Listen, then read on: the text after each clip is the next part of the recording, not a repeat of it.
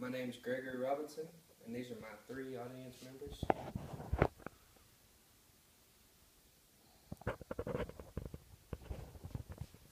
Once the quarterback of Louisiana Tech University, Phil Robertson has now made himself a celebrity and multimillionaire. Born in northwest Louisiana, his parents were always living in poverty. They didn't have running water, they didn't have electricity, so they just had to live off the land. They hardly ever went to town. They stayed at home and shot deer and fished, provided food for their family. In Phil's high school, he was a starting quarterback, and he was all-state in track, football, and basketball. And in college, he got a full-ride scholarship to Louisiana Tech University. And in college, he was first string in front of the 4-time Super Bowl championship winner Terry Bradshaw.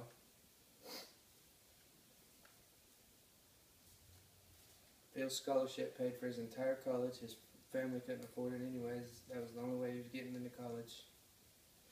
He got a master's in education, and he also got his bachelor's in English.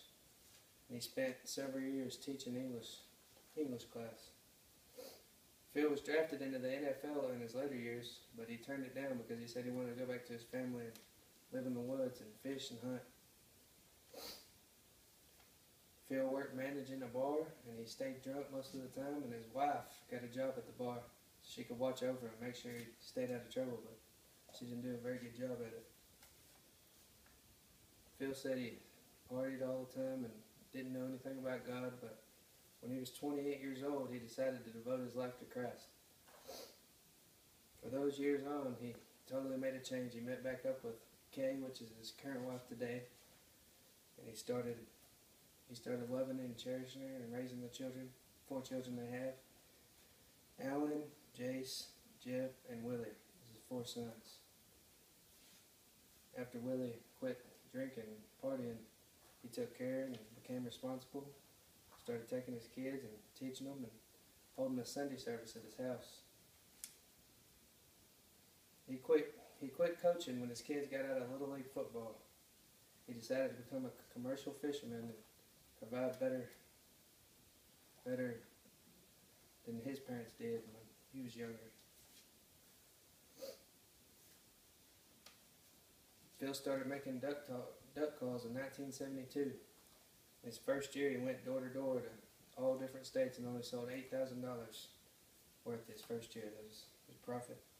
He tried promoting his company, but one day he was having a speech, and these people heard him talking about God and Christ, and they seen how down to earth he was, and they decided to give him a shot.